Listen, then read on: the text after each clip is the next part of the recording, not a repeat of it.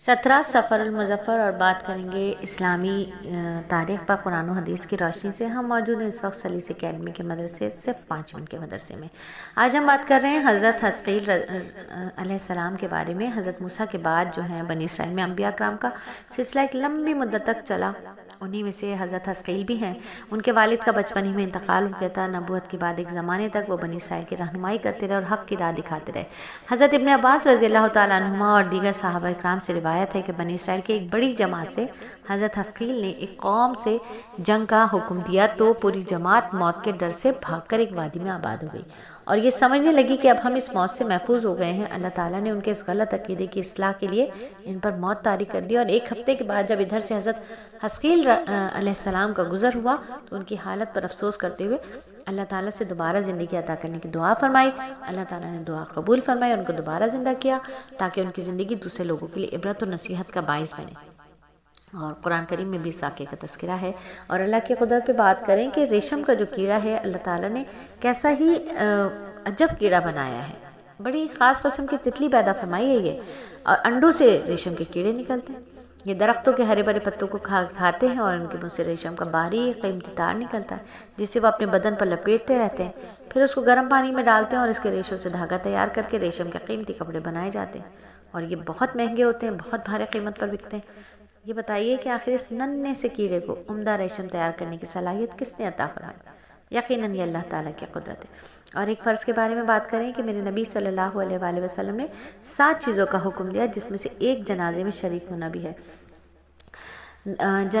نماز جنازہ جو ہے فرض کفایہ ہے۔ فرض کفایہ ایسا فرض ہوتا ہے جو ایک بستی کی جانب سے اگر 1-2 لوگ بھی ادا کر لیں تو سب کی طرف سے ادا ہو جاتا ہے۔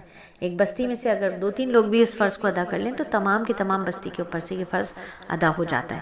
اور ایک سنت کے بارے میں کہ میری اما عائشہ رضی اللہ تعالیٰ عنہ بیان کرتی ہیں کہ رسول اللہ صلی اللہ علیہ وآلہ وسلم وضو فرماتے تو انگلیوں کا خلال فرماتے، ایڑیوں کو رگڑتے اور فرماتے انگلیوں کا خلال کرو، اللہ تعالیٰ ان کے درمیان جہنم کی آگ داخل نہیں کرے گا۔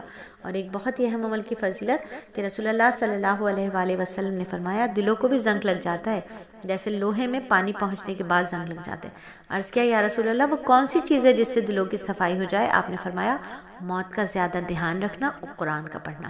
اور ایک گناہ کے بارے میں رسول اللہ نے فرمایا بغیر وضو کے نماز قبول نہیں ہوتی، اسی طرح حرام مال سے صدقہ قبول نہیں ہوتا۔ اور دنیا کے بارے میں حضرت علی فرماتے ہیں کہ جو شخص دنیا سے بے رغبتی اختیار کرے گا اس پر مصیبتیں آسان ہو جائیں گی، اور جو موت کو یاد کرتا رہے گا وہ بھلائی میں جلدی کرے گا۔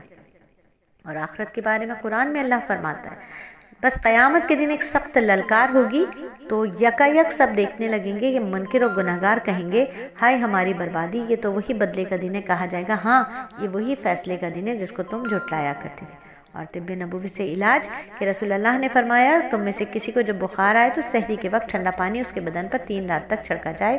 آج جدید طریقہ علاج کے مطابق ڈاکٹر حضرات بھی بخار کے مریض کے سر پر ٹھنڈے پانی کی پٹی رکھنے کا مشورہ دیتے ہیں۔ اور قرآن نصیحت کرتا ہے اے انسانوں بے شک تمہارے پاس یہ رسول حق بات لے کر تمہارے رب کی طرف سے آ چکا ہے، لہٰذا تم ایمان لاؤ، یہ ایمان لانا تمہارے لیے بہتر ہوگا۔ اگر تم انکار کرتے ہو تو خوب سمجھ لو کہ آسمان اور زمین کا مالک اللہ تعالیٰ ہی ہے، اللہ تعالیٰ سب کچھ جاننے والا بڑی حکمت والا ہے۔